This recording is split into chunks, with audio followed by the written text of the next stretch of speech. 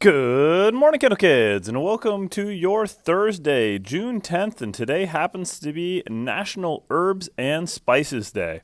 So herbs and spices are pretty important to us. In fact, even if you go to your local KFC, you'll find out that they rave about how they've got this secret blend of herbs and spices. Now, that has been cracked in terms of people who figured out what that mix is, and I've even posted it right here.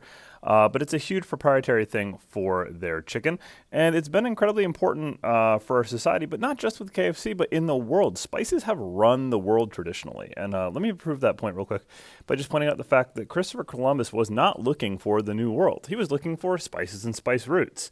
In fact, same thing for Ferdinand Magellan. They were both looking for ways to get their spices more easily. And so you may be wondering, like, well, what's the big deal? Why do I need my herbs and spices so bad as to go sailing across an ocean and risk my life? Well, the reason is back in the ancient world, or even more recently in the past, you really did have to do a lot to travel those distances to supply those herbs and spices. So that meant that the spice trade was a very lucrative one, made a lot of money. Spices were incredibly valuable because you just couldn't get them any other way than traveling by horse between spaces across the world, or ocean for that matter. But even going back as far as the medieval times, spices were extremely valuable, because that's something that only nobles or kings could usually afford. In fact, any respectable king would have a spice box. That was a collection of spices from around the world that would often be kept in a singular box and kept under lock and key. In fact, they were actually kept in the treasury with jewels and gold and anything else valuable, and oftentimes were more valuable. So if a thief was coming to steal your valuables, they might be taking your salt and your pepper and your coriander and all of your delicious stuff like that. But anyways, just to even drive a point home about why spices are still in some cases very valuable, this is saffron. It's a flower that grows, and you see those little tiny red hairs in there? Well, those little red hairs are actually worth pound for pound more than gold, even today. So, you can go to the store and you can buy saffron, but man, that's going to be an expensive purchase. But even salt back in the day was extremely valuable. And nowadays, we have a much easier time transporting and getting salt. But back in the Roman culture, it was actually part of your wages as especially a soldier.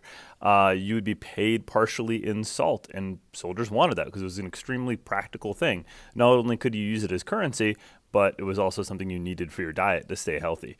And it's really funny because the word salary, which means how much you get paid, is derived from the word salt, or the way they use salt in the Roman language. So really interesting stuff. And just to let you know, even when you say that person's worth their salt, you're talking about the fact that they're worth their weight in their own spices, which is really kind of funny to think about. So herbs and spices are pretty important. And now that you know all that, let's put our hands over our heart, find the flag in the room, and please rise for the flag salute.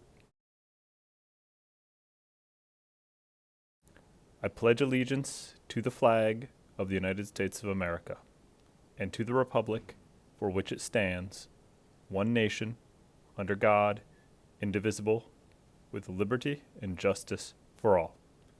Please be seated.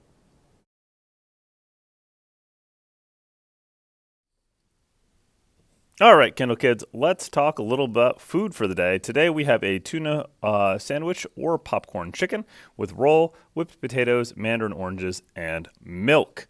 Talking about what's going on with the weather today, well, it's going to be an absolutely gorgeous day today. We are going to really be able to enjoy that weather as it rolls in, because we're going to look at a high of 69 degrees, extremely comfortable, only a 1% chance of rain, and the sun will be out for almost the entirety of the day.